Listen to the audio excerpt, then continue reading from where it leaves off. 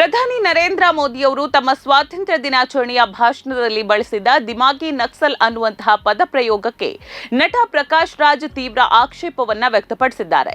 ಸರ್ಕಾರದ ಕಾರ್ಯವೈಖರಿಯನ್ನ ಪ್ರಶ್ನಿಸುವವರನ್ನ ಹಾಗೂ ಸರ್ಕಾರದ ವಿರುದ್ಧ ಭಿನ್ನಾಭಿಪ್ರಾಯ ವ್ಯಕ್ತಪಡಿಸುವ ಧ್ವನಿಗಳನ್ನ ಹತೋಟಿಗೆ ತರುವುದಕ್ಕೆ ಇಂತಹ ಪದಗಳನ್ನ ಬಳಸಲಾಗ್ತಿದೆ ಅಂತ ಅವರು ಟೀಕಿಸಿದ್ದಾರೆ.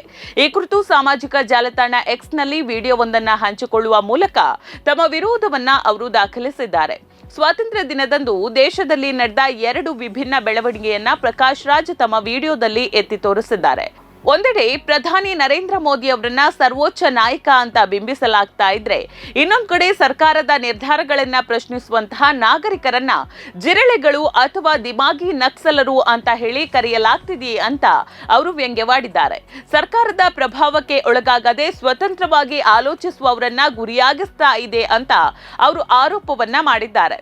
ಇನ್ನು ಕಳೆದ ಕೆಲವು ವರ್ಷಗಳಿಂದ ಸರ್ಕಾರ ಮತ್ತು ಅವರ ಬೆಂಬಲಿಗರು ಬಳಸ್ತಾ ಇರುವ ಪದಗಳ ಬಗ್ಗೆ ಮಾತನಾಡಿದ ಅವರು, ಈ ಹಿಂದೆ ನಗರ ನಕ್ಸಲರು, ದೇಶ ವಿರೋಧಿಗಳು, ಕೀಟಗಳು ಹಾಗೂ ಜಿರಳೆಗಳು ಅನ್ನುವಂತಹ ನಕಾರಾತ್ಮಕ ಪದಗಳನ್ನ ಬಳಸಲಾಗ್ತಿದ್ದು ಅಂತ ನೆನಪಿಸಿದ್ರು.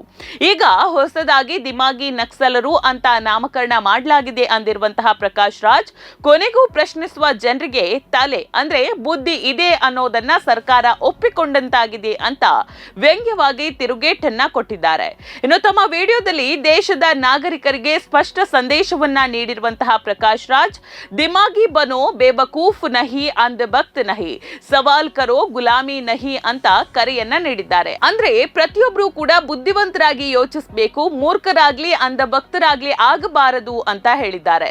ವ್ಯವಸ್ಥೆಯನ್ನ ಪ್ರಶ್ನೆ ಮಾಡುವುದನ್ನ ಕಲಿಬೇಕೆ ಹೊರತು ಯಾರಿಗೂ ಕೂಡ ಅಧೀನರಾಗಿ ಗುಲಾಮಗಿರಿ ಮಾಡಬಾರದು ಅನ್ನುವಂತಹ ಒಂದು ಕರೆಯನ್ನ ಕೂಡ ಅವರು ಕೊಟ್ಟಿದ್ದಾರೆ. ವಿಡಿಯೋದ ಕೊನೆಯಲ್ಲಿ ಪ್ರಧಾನಿ ಮೋದಿ ಅವರನ್ನ ಪ್ರಿಯ ಸ್ನೇಹಿತ ಅಂತ ಉಲ್ಲೇಖಿಸಿರುವಂತಹ ನಟ ಕೆಂಪು ಕೋಟೆಯನ್ನ ಇಂತಹ ನಾಮಕರಣ ಸಮಾರಂಭಗಳಿಗೆ ಬಳಸುವುದನ್ನ ನಿಲ್ಲಿಸಿ ದೇಶ ಎದುರಿಸ್ತಾ ಇರುವಂತಹ ನೈಜ ಸಮಸ್ಯೆಗಳತ್ತ ಗಮನ ಹರಿಸುವಂತೆ ಮನವಿಯನ್ನ ಮಾಡಿದ್ದಾರೆ.